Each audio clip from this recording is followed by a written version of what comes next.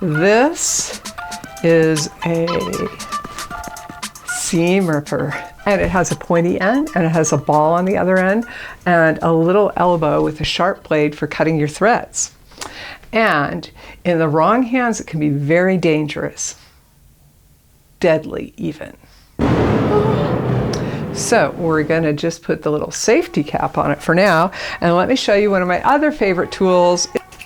It's my snips, and they are almost as awesome as a seam ripper. In fact, I probably use them much more frequently. Let's get into the nitty-gritty: when to use it, how to fix mistakes, how to avoid bloodshed, and when you should take an entirely different approach. I've been upcycling for more than a decade, and seam ripping is my superpower. The pointy end is for fishing threads out from underneath your fabric so that you can slide them onto the cutting part. The ball end is for pushing along a seam, and it goes down, and when you push along the seam, it cuts the threads. And where most people get in trouble when they start out is they take the pointy end and they stick it under their seam where they can't see it and immediately start ripping holes in their fabric. Sorry, it's true.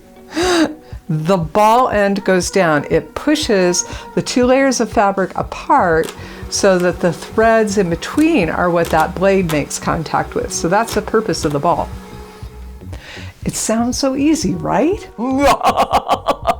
A seam ripper is not necessarily my go-to choice for taking out seams. In fact, when I was in fashion design school, I have a really vivid memory of our instructor. We didn't even have them on our tool list, and our instructor used a little needle to pull one stitch at a time out so as not to damage the fabric around the seam that she was letting out. So that's how it was demoed in fashion school. So it's not necessarily, it's like a brute force kind of a tool. And where it works best, I've completely fallen in love with it recently. And it's embarrassing to say, but for 10 years, I really didn't use a seam ripper at all. I just used my little snips. So I just thought it was a horrible tool, and I couldn't understand why they kept putting it in sewing kits. But there is a situation where it just 100% rocks. Denim can be the easiest and absolute most fun thing to seam rip because it can be very satisfying to find a chain stitch that unravels itself, and it can be very satisfying when you have a nice woven stiff pair of jeans to just take that seam ripper and do a whole seam in like 3 seconds. Very super fun. It can also be the most heinous, evil, frustrating fabric of all. And that's when you have elastic or you have a seam that for some reason is just hard to get at. But today, because I know that you're going to have more challenging jeans, I'm going to demo on a couple really challenging inseams. So these are inseams on pants that have a lot of elastic in them. And I start by taking the cuff out so that I can get to the end of the seam. And when I'm digging into thick areas, I go ahead and use that pointy end. I'm not as worried in these areas that are going to be folded up later about damaging the fabric because it's fabric I won't see. So I'm a little more brutal here, and I use the pointy end to fish out the threads and slide those threads right onto the elbow. Once that hole has been made and it's big enough to get my little ball into it, I flip the seam ripper over and I use the ball to push forward. And that can be super fun because oftentimes the cuffs come apart pretty easily. They don't have 3 layers of stitching.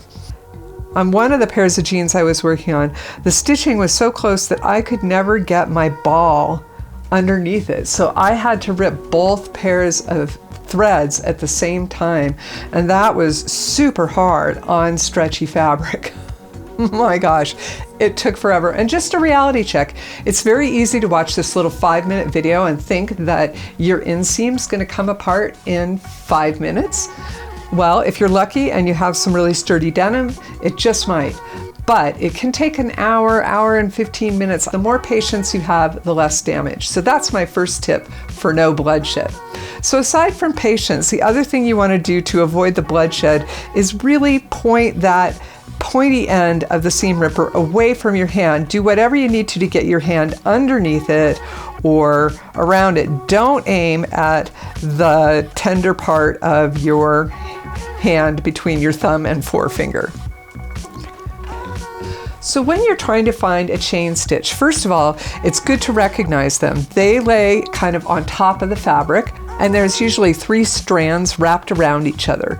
And in general, the chain stitch usually unravels in one direction or the other. So I like to go a little bit from the edge, take out a few stitches with the pokey end of my seam ripper or my snips, and start pulling on threads and see if I can get one direction or the other to start going. Once I know the direction that the chain is going, then I can go higher up on the jeans or turn the jeans around and pull that thread right out. And that's super fun. I love that part of this. Sometimes even though there's a chain stitch, it gets matted up. The fibers have just knotted together over time, and even though it's a chain stitch, sometimes you still need to take it out with a ripper. So every pair of jeans is different. Every manufacturer has their own machines that put their own stitches in. So there's no one size fits all to getting those chain stitches to release or getting through your seam.